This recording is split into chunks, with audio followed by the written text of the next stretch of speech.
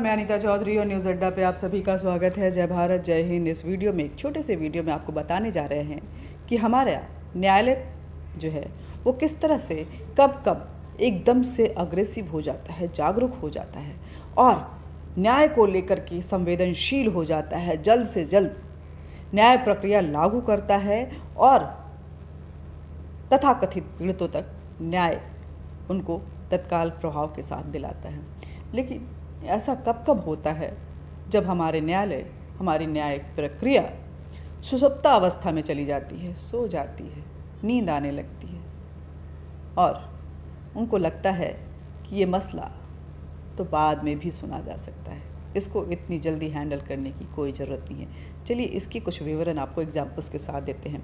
Supreme court की अगर फैसले, उनके सुओ मोटो, उनके तत्काल प्रभाव के साथ कोर्ट का खुलना और ये सारी चीज़ों को अगर देखेंगे तो कई ऐसे मसले सामने आएंगे कि आप हतप्रभ रह जाएंगे कि आखिर ये कैसी सुप्रीम कोर्ट है। देखिए, पंजाब में प्रधानमंत्री पर हमले हुए, केंद्र की जांच को रुकवाकर संज्ञान लेते हुए अपने हाथों में सुप्रीम कोर्ट ने जांच ले ली और आज तक उस जांच का क्या हुआ? प्रधानमंत्री पे हमला हुआ, प्रधानमंत्री के कारवां को रोका गया, प्रधानमंत्री के कारवां को उस जगह पे रोका गया जो पाकिस्तान से कुछ ही दूरी पे था, सेंसिटिव था। पाकिस्तान की कई मिसाइल्स, आर्टिलरी जो हैं वहाँ पे कुछ किलोमीटर की दूरी पे वहाँ पे डिप्लॉयड हैं और वो कभी भी उसको ट्रिगर कर सकते थे। पुलिस चुपचाप तमाशा बन के देख रही थी ये सारी चीज़ों को। जब केंद्र सरकार ने इस पर संज्ञान लेते हुए गृह मंत्रालय ने तलब किया तो सुप्रीम कोर्ट जाग गई और तत्काल प्रभाव के साथ हियरिंग करते हुए, सुनवाई करते हुए केंद्र सरकार के उस जांच को रोक देती है और पूरी जांच की प्रक्रिया अपने हाथ में ले लेती है। मतलब विधि पालिका कुछ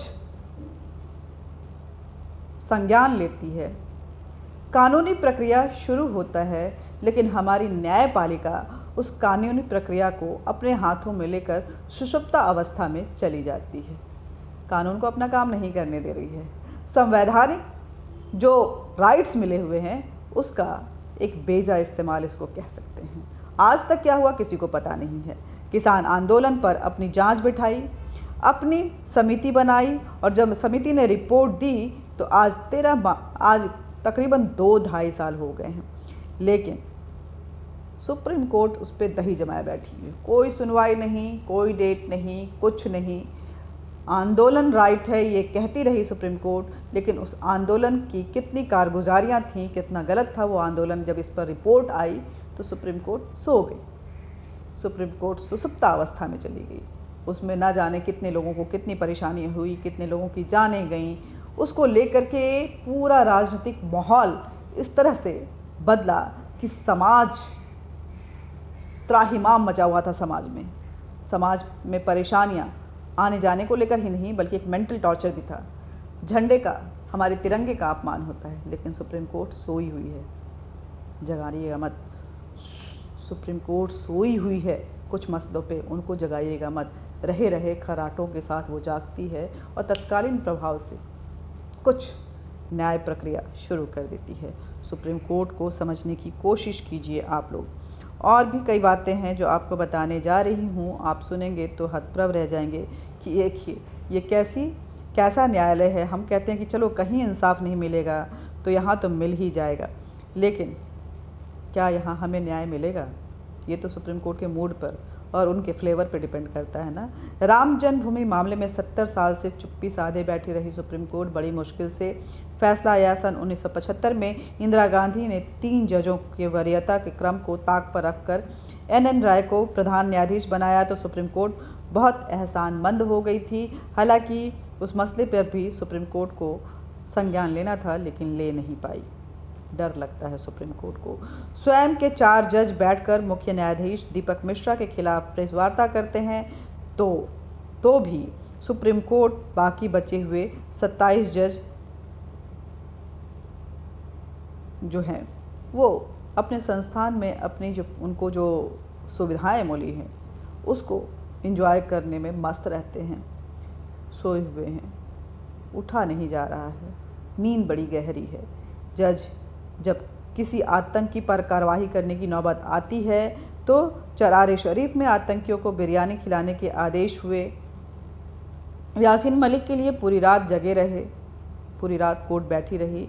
शाहीन बाग में भीषण दंगे करने वालों के लिए यह एक बार भी नहीं स्वतः संज्ञान लिए, कुछ नहीं बोले और खाली करवाने का भी उन्होंने कोई काम नहीं किया। एक कमेटी बैठाई, कमेटी ने क्या रिपोर्ट दिया उस पर आज तक कोई भी सुनवाई नहीं हो पाई है। उत्तर प्रदेश में आतंकियों के पोस्टर चिपकाने पर इनको सख्त ऐतराज़ है, उसे तत्काल हटाने की ये आदेश देते हैं। पश्चिम बंगाल के चुनाव की हिंसा और उसके बाद की हिंसा पर यह गूंगे बहरे बने हुए बैठे हुए हैं, वो फाइल भी दबाए हुए हैं, उस पर सुनवाई नहीं है। लेकिन जहांगीरपुरी की सड़कों पर कब्जा किए हुए 3 पत्थर मारने वालों के लिए इनका दर्द इतना जाग उठा कि बुलडोजर चलाने पर इन्होंने रोक लगा दी। 15 मिनट 2 दिन तक ये मसला जो है पत्थरबाजी वहाँ चलती रही, हिंदुओं को घुसने नहीं दिया गया। लेकिन 15 मिनट की सुनवाई में इन्होंने वहाँ पे स्टे लगा दिया, स्टे ऑर्डर पास कर दिया।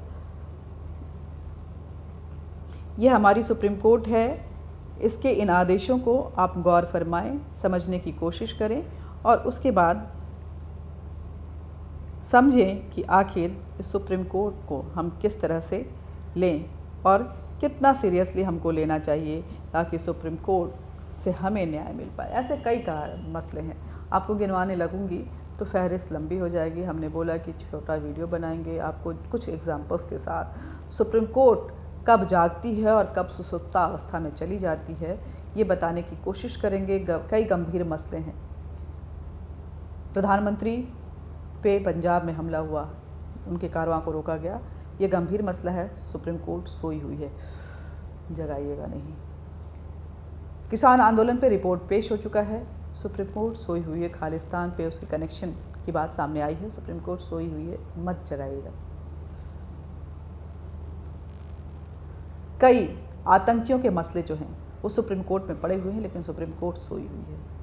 लेकिन जहांगीरपुरी हो, चरार शरीफ हो, यासीन मलिक हो, इस तरह के जब केस आते हैं तो सुप्रीम कोर्ट रात भर जगती है, अपनी अदालतें लगाती है, तत्काल प्रभाव के साथ फैसले देती है, स्टे लगाती है और उसके बाद फिर सो जाती है। जय हिंद, जय भारत। इस बेबाक आवाज़ को लोगों तक पहुंचाने के लिए वीडियो को ज़्यादा से ज़्यादा शेयर कीजिएगा। हमारे चैनल की गरिमा और बढ़े और ज़्यादा ये जन जन तक पहुँचे, इसलिए सब्सक्राइब जरूर कीजिएगा, लाइक कीजिएगा, बेल बटन दबाइएगा और अपने विचार कमेंट बॉक्स में ज़रूर लिखिएगा। इसके साथ ही जय हिंद, जय भारत।